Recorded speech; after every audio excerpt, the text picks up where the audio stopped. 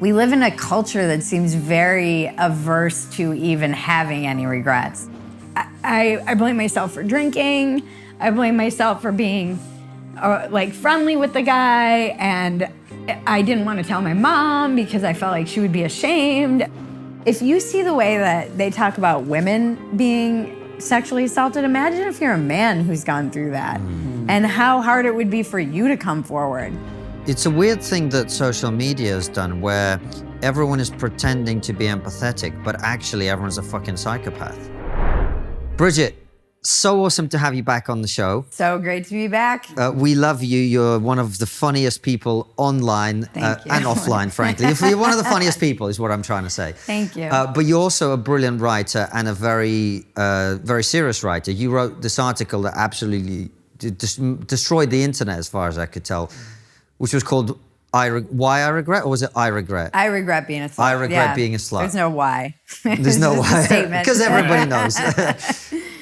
Why did you write it? Tell everybody what the core of it is, why you wrote it, and we'll talk about it. Yeah, I wrote it. I'd been trying to write it for a long time. So it's a piece, I think, since 2018 that I'd been wrestling with, and I could never really thread the needle in a way that felt like I wasn't slut-shaming everyone. I had to really make it about me because I don't care what other people do and who they sleep with and whatever. I was only trying to talk about my own experience, just how I felt I had been kind of lied to by the culture and internalized so many of those lies myself. Like, basically, can I swear? Of course you fucking can. So the idea that I could fuck my way to empowerment, this idea that, you can sleep your way to feeling like a girl boss or feeling confident. And coming from trauma and having addiction, that generally wasn't the case, but I kept doubling down because I think I was trying to cope with feelings of shame and worthlessness. And it was complicated too because I had so much stuff around sex being raised Catholic. So the messaging I was raised with was very guilt-infused around sexuality and feeling guilty about having sex or even thinking about sex sometimes. And rebelling against that, and then really embracing this very modern idea of just, and the reaction to a lot of this kind of religious puritanical ideas of just being a proud slut. And I was, I don't know how much of it I actually believed in my quiet moments alone.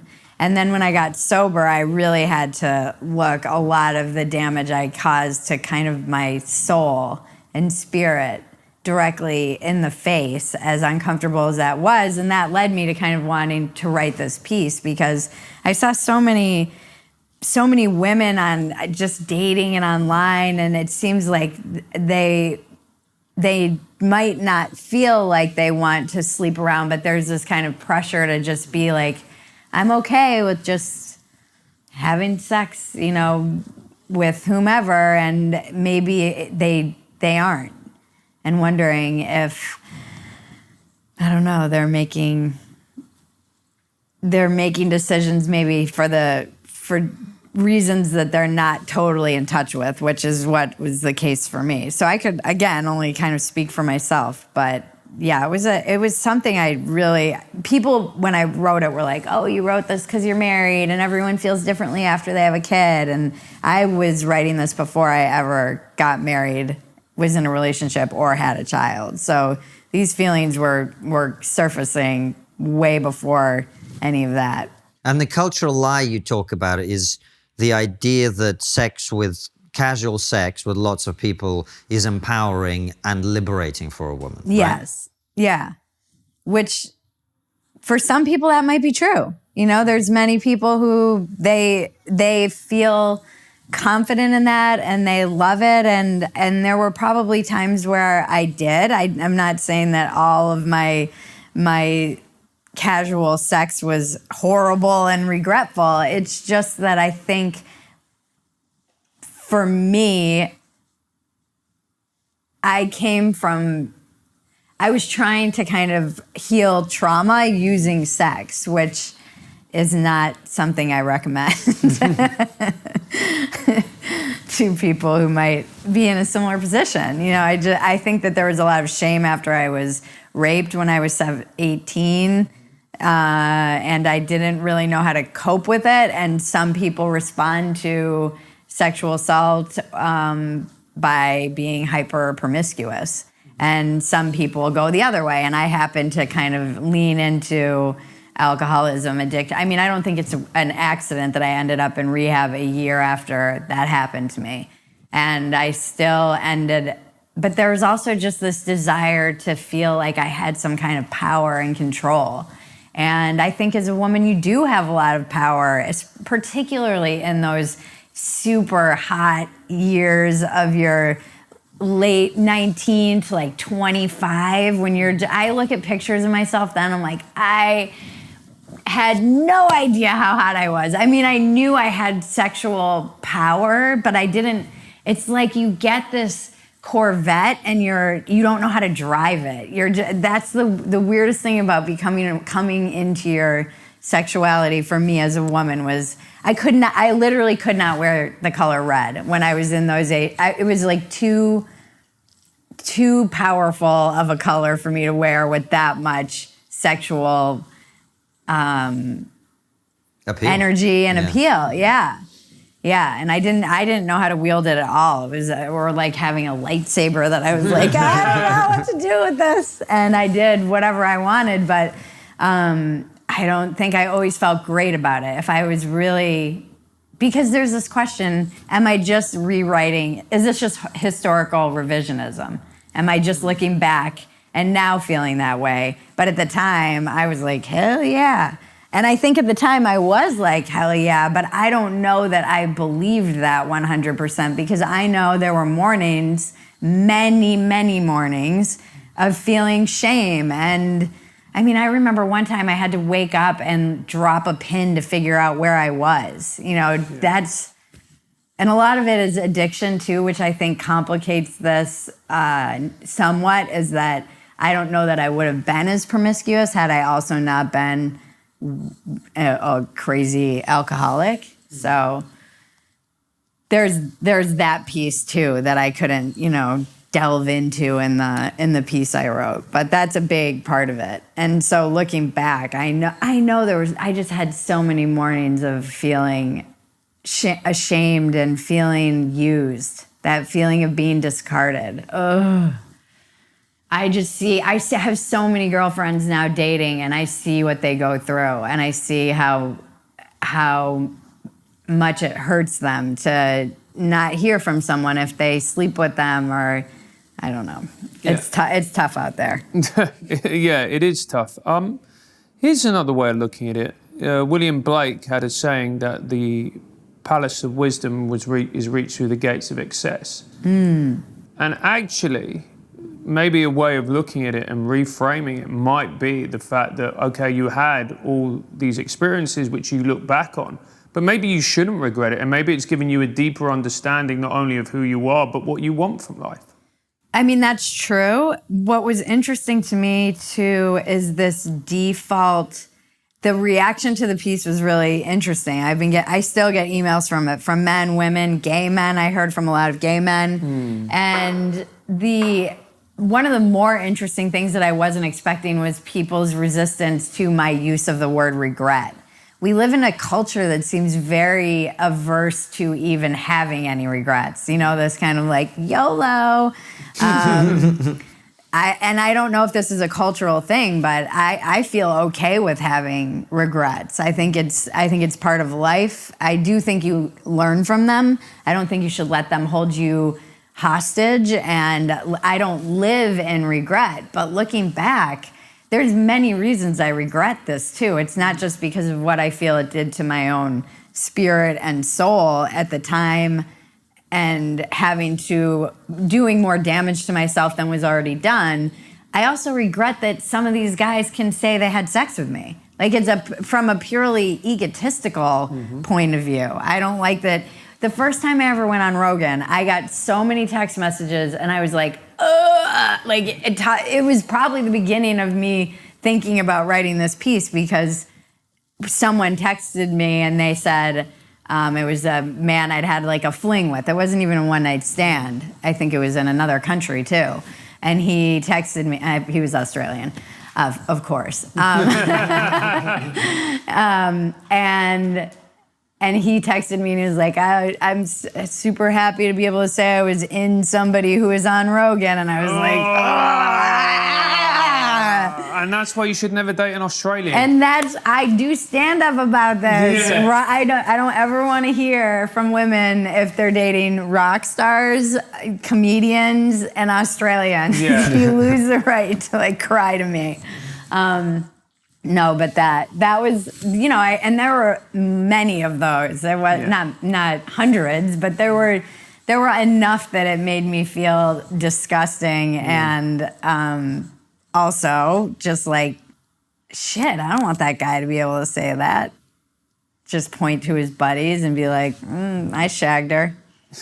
Great use of a British word. I'm I like only it. using shag because I'm with you guys. Yeah. But I do love that word. It is a great word. It is a great word and somehow not as offensive Exactly. and slightly more playful. Like if you say fuck, you're like, oh. You're like, but if you that's a said little shag, harsh. yeah, Yeah. that's kind of nice. Takes the edge off. Takes It the does. edge off. I was trying to take the edge off because... But it's so interesting to hear you talk about this because we live in a culture where promiscuity is celebrated. Yeah. Where we say there's no difference between women and men. We can all go out and enjoy casual sex. And to be brutally honest with me, I've had a few one-night stands. I've always found them lonely and dispiriting experiences.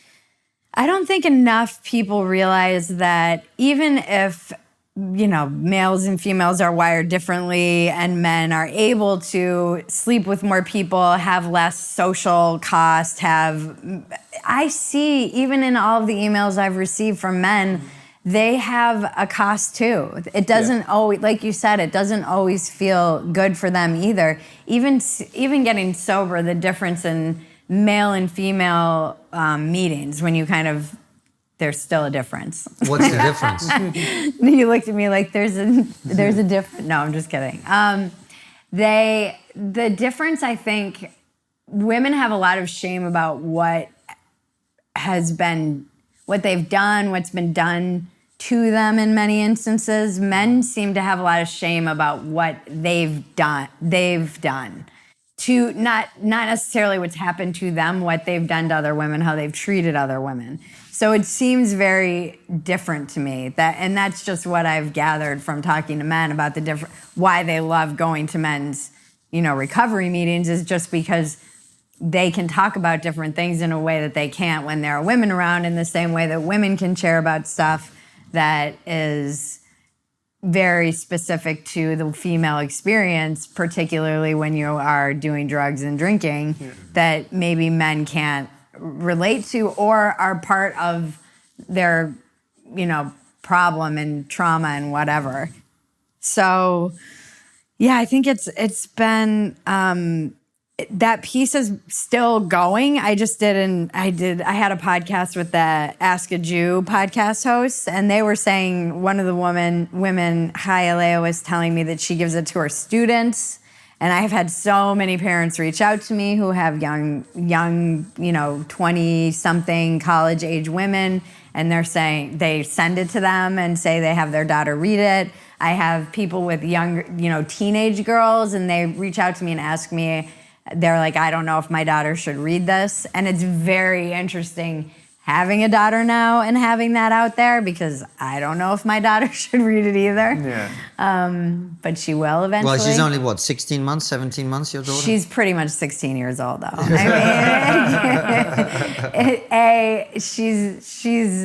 She's really got quite a mind of her own, but also I think it's crazy how fast it goes. She's going to be 16, and it is in a blink. In a blink. And I'm grateful that I have the opportunity to talk to her about these things, but those are going to be interesting conversations. Oh, for sure. I found, when we're talking about this, and when the Russell Brand allegations broke, and look, firstly, just to clarify, nobody knows about, apart from That was Russell. a gear change. We were just talking about motherhood. Russell Brand. and Russell, Correct. but not necessarily the allegations, but the reaction to the allegations I found even more interesting. You know how people were just like, he's guilty, and the other people who, many of whom never even knew about Russell or about the allegations and may not even have read, immediately were just like, oh, it's the women, and blaming the women. Yeah. And I just found that so interesting. And there was kind of a subcurrent, which is actually what I want to talk about, is these women were promiscuous, therefore they kind of deserved it. I mean, that's a very 90s, late 90s, mid-aughts when you look at Pamela Lee Anderson and why the judge basically threw out they said that essentially because she was in Playboy and had already showed her body when that tape got released, the judge said, oh, well, you're already out there, so it's not violating at all, which is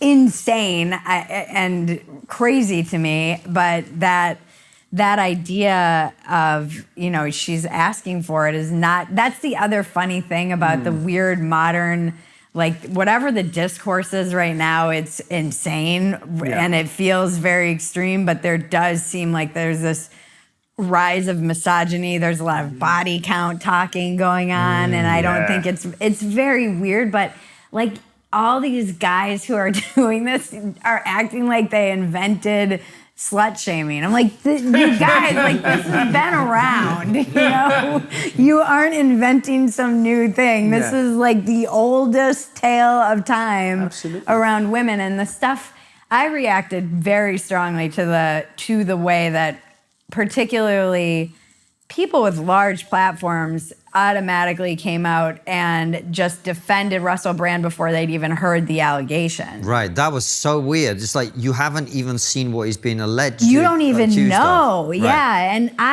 and then when I came out and said, I pushed back against this, I got kind of piled on, and people act like I didn't extensively write about this is the downside of believe all women. We're going to pay a cost for this in the future. And here we are, the chickens have come home to roost. And now it's just, there's no such thing as no allegations are to believe. Right. Well, this is what I said about Me Too. Everyone seems to, not everyone, but the vast majority of people want everything to be black and white. And it's like, what happened to Aziz Ansari was an abomination. Yeah. What happened to Harvey Weinstein? Well, who's against that? Right. Who regrets that happened? Right. Who are the people that think that was a bad thing that happened? Harvey Weinstein's accountant. Right? Probably. Right. Apart from him, like. Do you see what I mean? But we have lost the ability to have that nuance. And it's something that we lost during Me Too, which was why women like myself who were coming from the left, it was one of the things that pushed me, more center, saying, okay, well, due process is necessary. We can't have these witch hunts. They're going to backfire. The Kavanaugh stuff drove me insane because the Democrats, I'm like, you guys have gone from using women to now using sexual assault you're weaponizing. So I came of age around Monica Lewinsky, and that was the first time that I really was like, wow, neither party gives a shit about women. I remember I was 5 years younger than her, so I was close in age to her, and I remember all the adults in the room were talking about the politics of it and how this, whatever side they might have been on, how this played out. I was like, what about this poor girl? Yeah. She's being piled on by, you have Hillary Clinton basically throwing her under the bus, and you have all the right wing using, her own mom had to testify against, they called her mom to testify. That is insane to me. It was heartbreaking from a person. I remember that was a very specific moment, and it was shortly after I had been sexually assaulted that I really checked out of politics and was like, no one's coming, I don't care. And I think everyone's gross. I actually have been thinking so much about this because I really believe that was the beginning of that internal sense of politically homeless that drives everyone crazy. But I'm like, I can't help how I feel. This is just how I feel. And then the Kavanaugh stuff drove me crazy because it reminded me so much of that. But then I felt like they were weaponizing sexual assault. And it got more and more ridiculous. You had that douchebag, whatever that lawyer was, Avenatti. Yeah. Coming out and saying he was it was so undermining to the whole entire process, and it made people not, and again, you had kind of people on the right wing talking about, being like defaulting to rape apologists immediately because they're fighting against this ridiculous kind of idea that you need to believe all women. And I was like, this is not going to be good in the long run. And now here we are. And you have huge people with lots of followers just coming out. And I mean, I think Elon even came out in defense of him before. I'm like, you are the richest man in the world. You are the owner of the platform that this discourse is taking place on. You didn't need to say anything, but you said, I stand with Russell. And then you wonder why women don't come out and report, and they don't come forward, because lots of women still don't. And it's just, it feels like we're going backwards. The one thing that I wanted to touch on as well, the thing that I found most depressing and dispiriting about the whole thing was just, then there was, the narrative had always been bubbling under, if you're promiscuous, you deserve it. And then it became overt. Yeah. And then what people started saying is, you can't settle down with a woman who is being promiscuous because she is unable to, in their term, pair bond. And you're going, mate, you're a dickhead with Twitter followers. Are you a psychiatrist? Yeah, have you done research? But then they all start sharing it, and I go, and these are some of these people I know, and I used to respect, and I think to myself, what is going on? I went into a very dark depression after all of this. It was really upsetting to me because perhaps being rejected by the left, as we talked about on the last podcast and that we did, and really feeling like I was tribeless. Maybe there was some sense that the right, post-COVID, maybe they were opening up their tent. They were kind of okay with gay marriage. Perhaps they were allowing for more people to come in that had felt alienated by them in the past. And maybe I'm just, working this out as we're talking.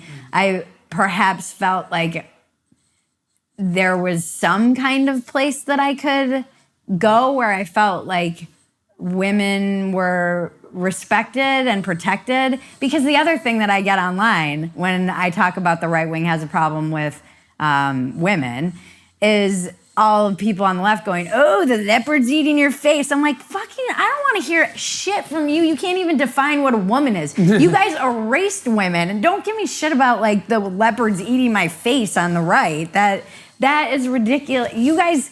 You have systematically reduced me to the sum of my parts in all of your rhetoric. And so I'm not hearing any of that shit from the people who are now like, oh, that's what you get for cozying up with the right wing. But then you do see the leopard eating your face. And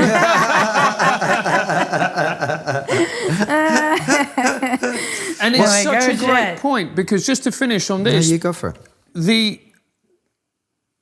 I was thinking, and with brand, and I thought it was so interesting. And if you look at what's happened kind of from 2014, but it really hit an acceleration point at 2016, we saw the dark side of the left, the kind of the shadow side of the left that's been coming more and more to the fore with trans, with, talking about equity, wanting to punish. But recently, we've seen the mask slip from the right as well, where I've seen people on the right, I'm like, oh God, you're actually awful. This is the problem. I have a friend, it's actually someone who's been a subscriber in my locals community, but we've become friends, as you do, with people who are very active in the community. And he says the default ideology in America is but the right. You know, it's really just like but the right, but the right. But then when you see some of the stuff that comes bubbling up under the surface, you're like, but this is what people are afraid of. You know, when people are saying, and again, I think what I really landed on post-brand and watching the discourse around it was that no one gives a shit about women. I'll vote for whatever party cares about women, but I don't see it coming. I certainly don't see it in the rhetoric on the right, and I don't see it at all from the left, whether they want to say that's true or not. I disagree. So yeah, I feel actually more, as we sit here today, feel more politically homeless than ever before. And it's interesting because when we spoke last, I was hearing from, because I occupy this very strange, you know, wasteland of the center, it was a lot of women on the left saying, thank you for saying this, I can't say this, thank you for speaking out. Lately, particularly when I tweeted about, you know, the right has a woman problem, and then someone quote tweeted me and said, maybe we don't want someone who slept with 100 dudes voting for the. I'm like, why won't these slut whore bitches vote for us? We don't want your whore vote. You slut. Okay, so you're only what exactly is the number too? Is it 25 and then I can vote for the right way? You're supposed to be a virgin until marriage. Yeah. And I say this, by the way, as someone who I think probably on family stuff, I am actually quite socially conservative. I do think in an ideal world, that is the best way for people to get together. And it's what I've done and it's been great for me is all I'm saying. Right. But I don't think that attacking women for not doing what you think is going to be politically a very wise move. But Bridget, I want to come back a little bit because there's something that happened when the brand allegations broke. Oh, wait, I want to finish my point though. Oh, sorry. So now I hear from conservative women thanking me, saying they can't say. So that's been an interesting shift, is that it was women on the left saying, oh, I can't say that. And now it's women on the right going, yeah, we do have a problem. I can't say it. I'll get piled on. Thank you for saying it. And so that's been a weird dynamic, just anecdotally in my DMs, which is always very interesting to me. Well, very much on that point. And I apologize for interrupting earlier. No, it's okay. One of the things that happened when those allegations broke was a lot of people said something which on the surface sounds correct, which is if you have allegations against somebody, go to the police, right? And these women didn't go to the police, and it's been 15 years. What do you want? What do you want us to do about it, right? And that's a minefield that I don't really know how to navigate exactly. Because if you're talking about criminal prosecution, the only way criminal prosecution happens is if you go to the police. Right. On the other hand, having spoken to not just you, but other people who've been raped, that isn't how that works. Yeah. Right? So how do we solve that? I mean, and you look at like the number of cases that actually get prosecuted when they do go to the police and the way that police often treat victims and it's not great. I have no idea how you solve that. I think about this a lot because at the age that I was at, I felt that it was my fault. So I think you often feel in the moment, you know what's really interesting is that I was, because of all this talk about the brand stuff, and then they were talking about the journal, and I was like, did I write about this? I feel like I did. And I have a journal from, it's like the darkest time in my life, all through, it's a crazy person's journal. And I did write about being sexually assaulted right after it happened. And it was,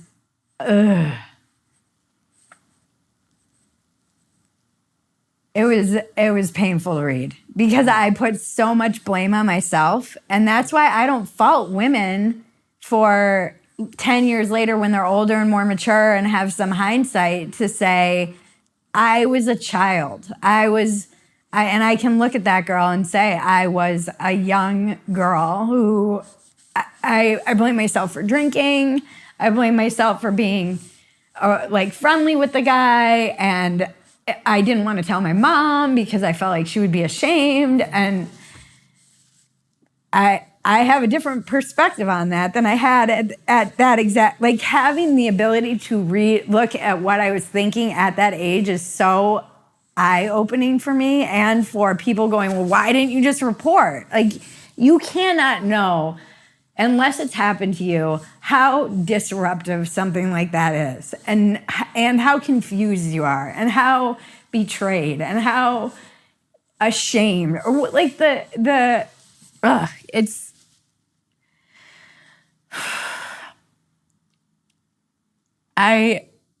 And this guy was older, he was powerful, and I felt like no one would believe me, you know? Or they'd say that it was my fault. And I didn't want to have to put myself through that. And I didn't want to have to expose myself that way.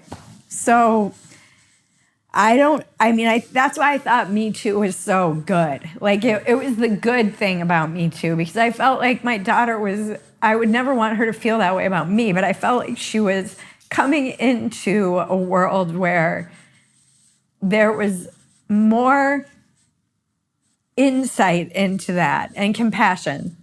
So I felt like she was coming into just a place where we had come to somewhat more understanding of what that does to a woman, a man. I mean, if you see the way that they talk about women being sexually assaulted, imagine if you're a man who's gone through that, and how hard it would be for you to come forward. People don't talk enough about that either. It's not like only women experience this. Men are violated and molested and all kinds of things. And if you're a man and you see the way that people are speaking about this as if it's their fault or whatever, the chances that you're ever going to come forward are even less than if you're a woman. And so I felt like that was changing, and I actually thought that was a good thing. People were having this conversation. They were seeing how many of their sisters, mothers, friends have experienced this. And then now it feels like we're regressing again. You know, it feels like we're going back into the time where women, again, when you see this discourse occurring, and everyone from, I think Jordan Peterson even came out, people that you kind of look to and respect on some level, perhaps, particularly if you're independent or right-wing, because everything's freaking partisan now. You see that and you're like, I don't, you know, suddenly you start asking yourself if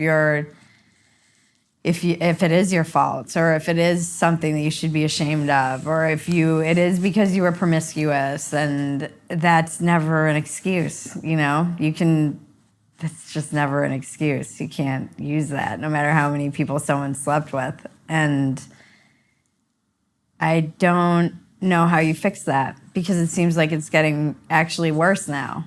So I'm not sure. You know, I would encourage, I can only say that, and I've talked about this before on Rogan, I was kind of able to help someone through this when they went through it themselves around exactly the same circumstances and age that I was. And we went and got a rape kit done and all that stuff. And she didn't have to, you know, press charges right away, but she could have, and she didn't want to. She didn't know how to talk. Same thing. But I encouraged her to talk to her mom about it, which she eventually did. And she did something that I didn't do, which was just taking the step to even go get a rape kit done. And I don't know. It's something that, looking back, should I have done that? Yeah, I should have. But at the time, could I have? Did I feel like I had anyone who would take me? Or I didn't. So, and if a bunch of women came out and, you know, were saying that this person did something to them, I would absolutely come forward, even if it meant all the stuff that comes along with that, however many years later. I would definitely bring my journal and stand behind those women, because I know that it happened to me. But, you know, there's a lot of women who will say that I it was selfish of me not to do something because they could have gone on to rape other women. And I have to, again, I live with that now, looking back, but at the time, that wasn't even like a consideration. I was like, how do I get through the next day? I started drinking alcoholically almost immediately and then doing hard drugs. It was like, I wasn't thinking about like anything other than the pain that I was in. And survival. And surviving it, yeah. And moving through it. And so, yeah, I don't know. It's a weird thing that social media has done where everyone is pretending to be empathetic, but actually everyone's a fucking psychopath, right? Do you know what I mean? Like, there's a distinct lack of empathy in the idea that, you know, well, if a woman was raped, then if she has to go to the police, otherwise it didn't happen. Right. Like, if that was your daughter, you really think that if your daughter came to you and said that, and she did, do you know what I mean? You wouldn't be like that with your daughter. You wouldn't say that about her. If you're 40 years old, you have a 20-year-old daughter, and she comes to you and says, actually, when this thing happened 5 years ago, whatever, you wouldn't be like, why don't you go to the police? And now imagine that it's a huge star, and you know that if your daughter comes forward, it's going to be the entire right-wing ecosystem is coming after this person now. Yep. And that's the other thing that was bothering me about all of this, is that I felt like the women who came forward were damned if they did and damned if they didn't. If they came forward, they would be like riding Russell's coattails and trying to get famous. If they remained anonymous, they're just hiding in the shadows and they're liars.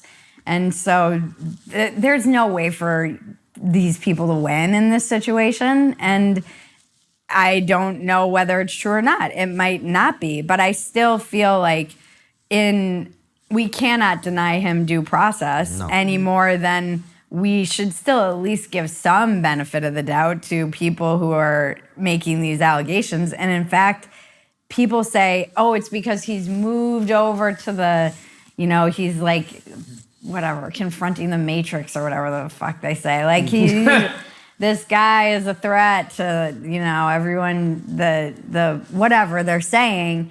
Well, wouldn't that make it even more dangerous for these people to come forward then? Yeah. Wouldn't it make it more, they have now this whole ecosystem coming after them as opposed to when he was just famous and then the other weird thing that was such a paradox was they're like, well, he was protected by his tribe. And I'm like, but now you're doing the same thing. So like he was protected by the establishment and he was protected by these people and nobody came after him and they buried all this stuff and that all might be true. But now can you see that you're potentially doing exactly the same thing?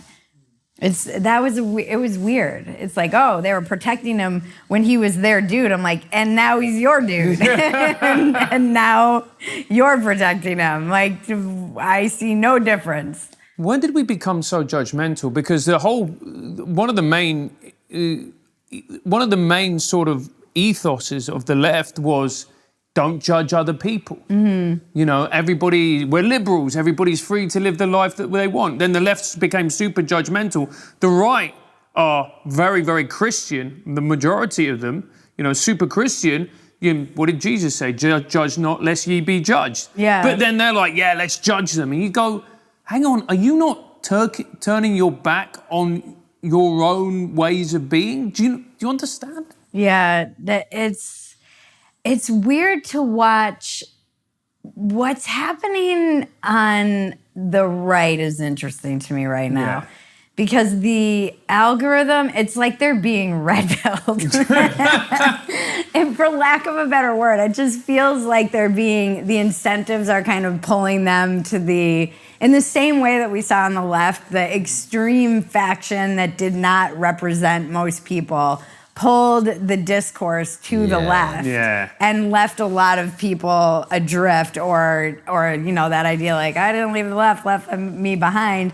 I see the right kind of, it's like this negative feedback loop that's just pulling them to the right because you're seeing people who like to talk about, the Matrix shirtless, like making millions of dollars and really capturing this young male audience that everybody wants. And so I can't help but think that this new weird, like in kind of conservacon discourse about body count and stuff, I'm like, you guys had so much goodwill post-COVID and post-wokeism, so much goodwill, and you cannot win. You're determined to just like, you're gonna start now policing women, being like obsessed with who women are sleeping with. It's freaking creepy and weird, guys. Like now you're going back to the right that I remember. I'm like, oh, there you are. That's right. Yeah. That's right. I remember. Except now you have no God, to your point. Yeah. Now you're like a godless version of the moral majority, which is basically what the left became. It's creepy. It is. Do you remember James Orr, who we had on? Yeah. I don't think it's his own line. He quoted someone. He said, "If you fear the religious right, just wait till you meet the post-religious right." Yeah. we're meeting that. Yeah. And we're seeing them. And the thing that I find terrifying is the right were one of the main, particularly in this country, pushing back against the extremes of trans ideology. Which everyone in this room, I'm sure, is just finds absolutely abhorrent. The medicalization of children is disgusting. Yeah. Your prime minister came out pretty... Yeah. And in the UK, we're actually winning the argument. Turf Island. Island. Yeah, we're winning the argument. And then you see certain people coming out on the American right, and they've always been pushing back on it, and I've been like, that's good. And then you start to go, how long will it be until you come after the gays? Because when you win this fight, as the fight will be won because it's so awful what they're doing, how soon until you're like, you know what? Gay marriage. It was a slippery slope. Yeah. Well, they're already talking about gay marriage, but it seems to me like if that is taken to its logical conclusion, you say the right that I remember. The right that I remember is the one that Carlin and Hicks were pushing against, right? Right. They're going to be censoring people's speech before long. They spent 20 years shouting about free speech. Right. And before you know it, we're going to be like, you can't say this, you can't joke about that. Yeah. That's coming. Yeah, it does seem like anyone who has power wants to censor people, and everyone seems to think that they're immune to that. They're like, oh, well, the censorship is coming, and it is. And that is where I have where I feel very conflicted, because the institutional power lies on the left. And there is no doubt that you have big tech in cahoots with the government, in cahoots with academia and the media and Hollywood and entertainment and all of these huge institutions, school, everything, working to be pro-censorship and all this weird flip-flopping that we've seen and you guys have discussed ad nauseum. So I understand the kind of, and you guys are, why the right is becoming more extreme. And they're like, well, these centrists like ourselves are freaking useless. In some ways, we are. They're right. They're not entirely wrong in saying, in this fight, you have to, so they're talking about women being sluts and body count, but they're sterilizing children. Like, don't you eventually have to take a stand and say, this one's worse than this one? And I wrestle with this. It's probably the biggest criticism that I receive that I don't think is entirely wrong. But then when I get piled on by the right and see that other side of them where it's unsettling, and it just feels like misogyny is everywhere. I hate to use that term, but it does feel like there's this misogynistic impulse that's like wants to tell me what to do with my body and what I can, and shame me for my past. And but do they have any power? Do they have any actual power? See, I disagree with you about us being useless, because I think... I'm glad. Look, countries are different, and America's politics is very different. Right. But the reason we've been successful on the trans issue in the UK is actually because more moderate people have been speaking up about it. Right. Right? So when J.K. Rowling comes forward... But Douglas Murray, sorry to interrupt you, will argue that it's because we don't have somebody like Oprah coming forward and speaking out on this that doesn't give people permission in the States to even push back who are moderate and might feel like they do in the UK. Well, but that's exactly what I'm saying. But people like us, who are clearly not on the right strongly or on the left strongly, providing a space for that conversation to be heard, and people with much bigger platforms like a J.K. Rowling. There's a left-wing Labour MP who we mentioned on Rogan, Rosie Duffield. You know, you have people speaking out who are immune as much as is possible to the isms and the phobias and the whatever. That's very important because most normal people, they don't want to side with the people who are on the extreme edges shouting the loudest. They want to see a position they believe in reflected in moderate, sensible conversation. And then they feel more empowered to be like, oh yeah, I'm against this ideology as well. So I don't think we're useless actually at all. I think the reason you say that is it's not the most pleasant place to be. The center is always the place of greatest tension. I agree, but I do think at a certain point, there's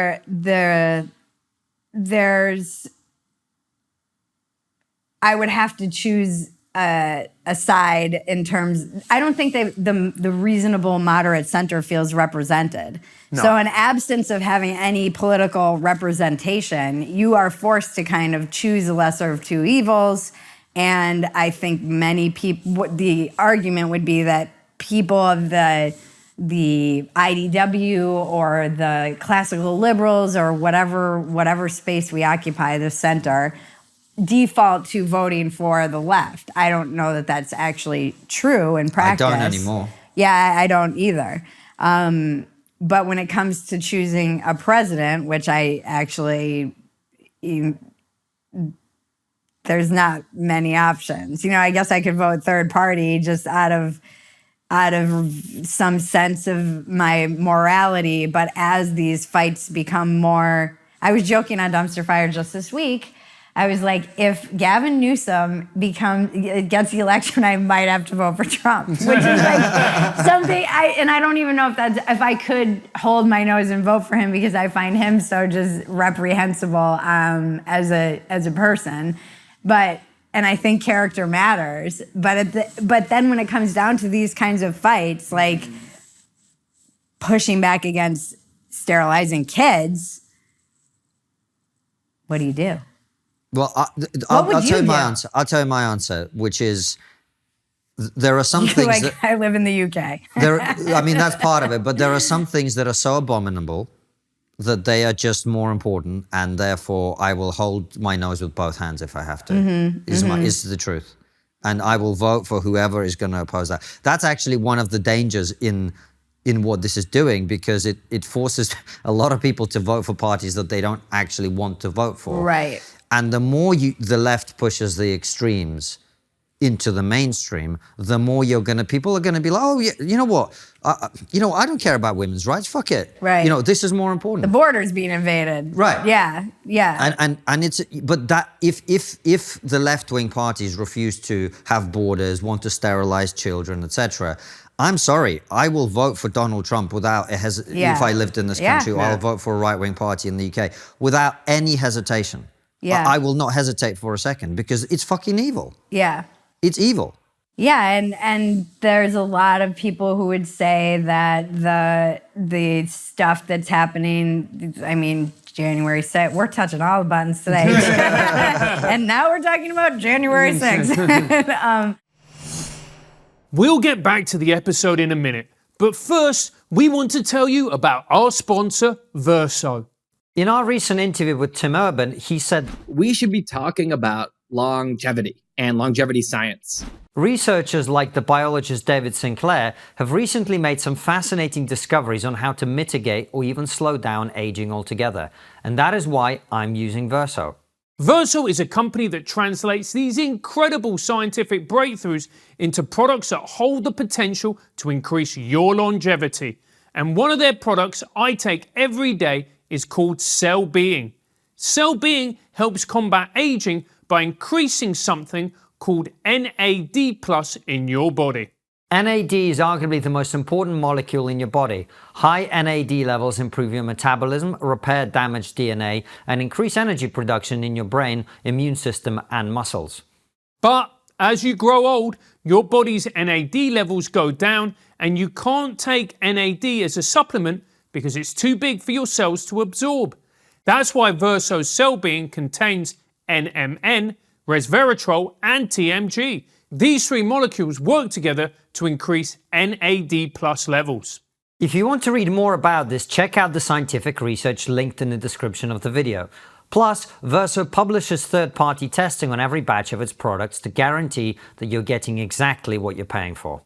So, if you want to join us, you can get 15% off by going to ver.so. That's ver.so and use code TRIGGER to save 15% off your order. Now, back to the interview. I was saying I will vote for the right-wing party without any and I was hesitation. saying people would argue that the stuff that's happening on the right is a constitutional crisis, and that if he got power, he would never leave, and that there's, you know, fascism, and whether or not. But that isn't true, though, Bridget. He's not a fascist. Yeah, no. Right. I'm aware. This is where the thing comes in. Is like the reason I will, as someone who is in our kind of politically homeless space, vote for somebody on the right is because the things they say about the right are not true. Right. Right. Whereas the things that people say about the left are true. So, for example, in the UK, they call Suella Braverman, who's a descendant of immigrants, racist and xenophobic for wanting to prevent people from getting into boats illegally and coming into the country, in a country which now spends about $10 million a day on hotels for illegal immigrants. Yeah. Right. Now that's true. Mm-hmm. Does that make her a fascist? I don't think so. Does thinking that there are men and there are women and you can't change sex by incantation, is that making you a fascist? No. Right. So in my opinion, you have to go down the list of the issues and go, is what is being said about the right true? Is what is being said about the left true? And in my opinion, right now, when I look at that, I mean, the American right, yeah, is going loopy, as we've talked about, but they're not actually fascist, right? They're not actually going to suspend democracy. They're not actually going to do any of these things. January the 6th was not an insurrection. It was bad. It's bad that that happened. It's not a good thing, but it wasn't an attempt to seize power, right? So just because the left says certain things about the right doesn't mean it's true. Just because the right says certain things about the left doesn't mean it's true. We have to actually look at what they're saying and go, is this true? Yes. Is this true? No. And play it issue by issue. Do you know what I mean? Yeah. But then I start thinking about like Breitbart's whole politics are downstream of culture, which the right has really embraced, and why they're trying to be more culturally persuasive. And if that is actually true, why they would engage in all of this silly discourse around, like, my Instagram feed. There was one last night that I was showing my cousin and we were dying laughing, and it's a woman and she has like a Kraft mac and cheese bag and she flicks it, and it's like when you're a suburban mom but you have a questionable past, like you used to flick like a baggie. And I was like, my whole Instagram feed is suburban moms who joke about how they used to be party girls and now they're moms living their best life. That is the entirety. Granted, it's all being targeted at me because that's also me. But that is also just the suburbs and kind of where we are. Why would you even risk alienating these people who you could potentially bring over to your side, because I think they're worried about their children, which ultimately I think will win out. Mm-hmm. But I don't even know why you would risk it with like a silly body count discourse and all this like slut shaming and the weird stuff we're seeing kind of popping up. But do you think, and I thought about this a lot, do you think it's about disgust? Because when you get to the extremes of the political spectrum, the extreme left are disgusted by the right. They go, these people are racist, they're bigots, they're disgusting, they're fascists, they're Nazis. And you can hear when they talk about them, they really feel, they almost taste the emotions. And then when you get to the right, you know, they're transing the kids. They're disgusted, they're communists, they want to abolish our country. You know, all of that's what we're getting from both sides. It's like visceral disgust. And yet, it's not what I experience. I think the best thing that's happened to me being living in the suburbs and being weirdly 1 foot very in the discourse and 1 foot not is that most people have no idea what we're talking about. They might if it's invading their schools. I think this is why you're seeing a lot of people leaving New York, LA, and going to states that are more purple or red. But otherwise, it's like they talk about how the pool is down in the HOA, Facebook group, and what their kids are going to be for Halloween. And this is only my experience. I don't think normal people are. I think they are more in the center. They're just naturally, people have different ideological beliefs and they are still neighbors and friends and go to barbecues together. So I'm not, this is something that I've been really fascinated with lately too, is observing how it seems like the very online people and that discourse is getting away from the people who are not very online and living very much in the world. In kind of an accelerated way, it seems like the realities are splitting completely. Like the language that people use who are very online and the things that they talk about. No, if I walked around my suburb and knocked on every door, how many people do you think would have ever heard of Bronze Age pervert? I don't think I've heard of Bronze Age exactly. Yeah. You guys are very online, and this is a person who's very online, who's had a number 33 on Amazon for a minute at least, best-selling book that, and people talk about this like it's an argument. My point is, I think we're arguing about things online, and they'll feel like they have to. Like push back against his arguments or somehow contend with this. And it's like, no one's ever heard of this person other than people online, people who are very online. And that separation is really interesting to me because I'm not sure what that looks like even in a year as we enter into because the things that I do hear about in the suburbs from people who are now choosing to homeschool their kids and pulling them out is the gender stuff. Mm-hmm. And as Helen Joyce was just on Walk-Ins Welcome, our podcast, and she's like, this breaks everything.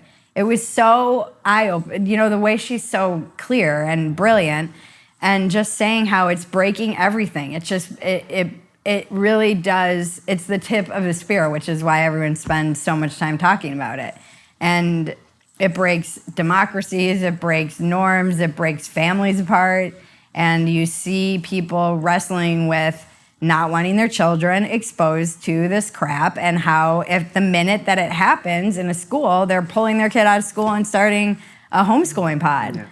And even people on the left or libertarians are starting their own little preschools because they don't want their kids exposed to this. So that is the one area where I actually feel like it's really bled into reality. Mm-hmm. Mm-hmm. But what you've just said really gives me hope, Bridget. Yeah. Because it really, really does. Because there's always going to be these people who are very online, like all of us are.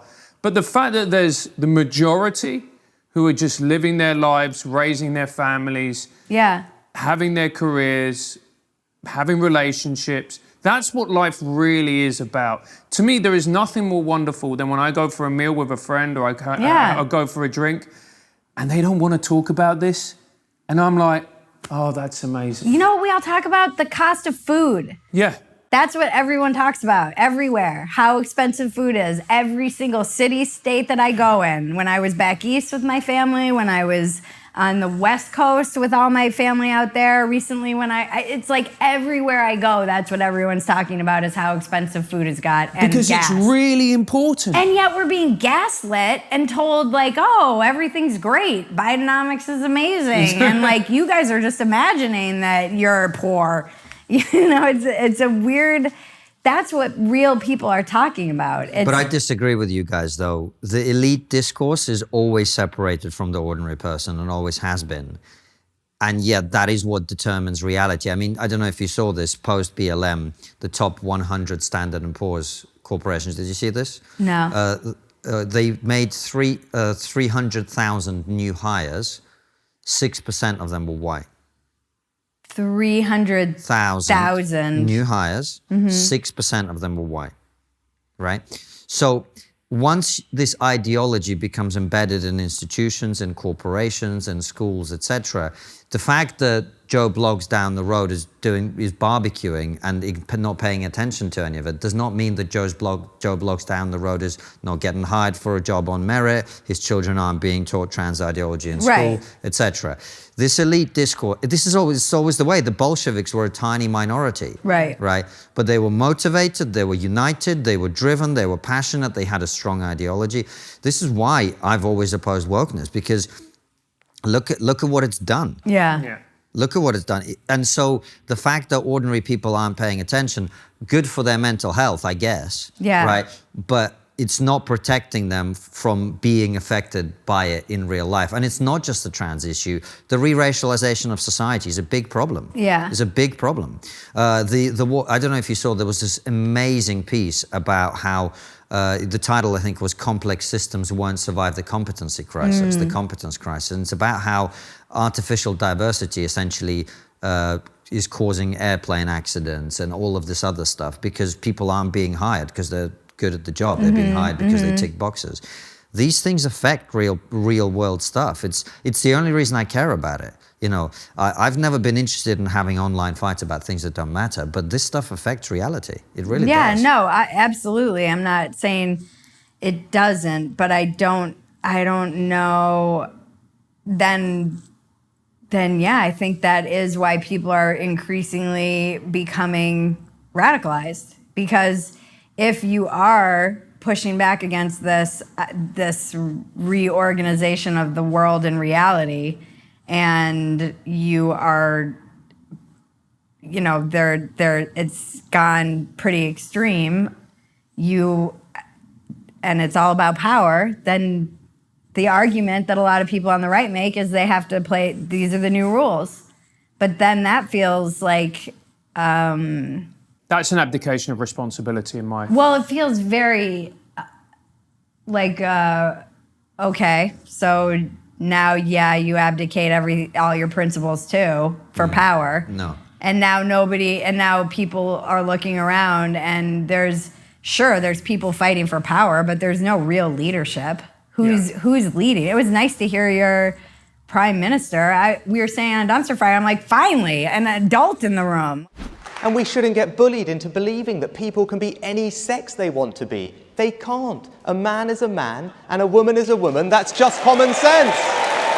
Like the one world leader who's willing to come out and say boys and girls are different and we shouldn't be bullied into believing otherwise, which is insane that it's even got to this point, and he's being called a transphobe, a bigot, a fascist, etc. And I think but that's leadership to me, you know, so I don't see very much leadership. I do see a lot of people jockeying for power, and I think the incentive structures online around the discourse are generally, you know, get attention and get clicks. It's not necessarily what's good for America. No. We all joke what's bad for society is good for us. Which is not good, you know. It's hard for me to. I try very hard not to lean into a lot of the outrage cycles and clicks and whatnot because I don't want to be a part of the problem. And so do we. We tried to do that. On that happy note, Bridget, we're going to go to locals in a second. Okay. And ask questions from our supporters. Before we do, we always end with the same questions, which is what's the one thing we're not talking about as a society that we really should be? Nothing. We all need to shut up. Except us, obviously. 'Cause subscribe. Yeah. We should all take one of those Vipassana meditations where you don't talk for 10 days. Imagine if the world just did that, and everybody just went for 10 days and just didn't silent. We'd either come out better or just Or significantly insane. Insane. Yeah. Totally out of our minds. Yeah. So nothing would change then. Yeah, exactly. We'd stay insane. Yeah. All right, guys, head on over to locals where we continue the conversation, including your questions.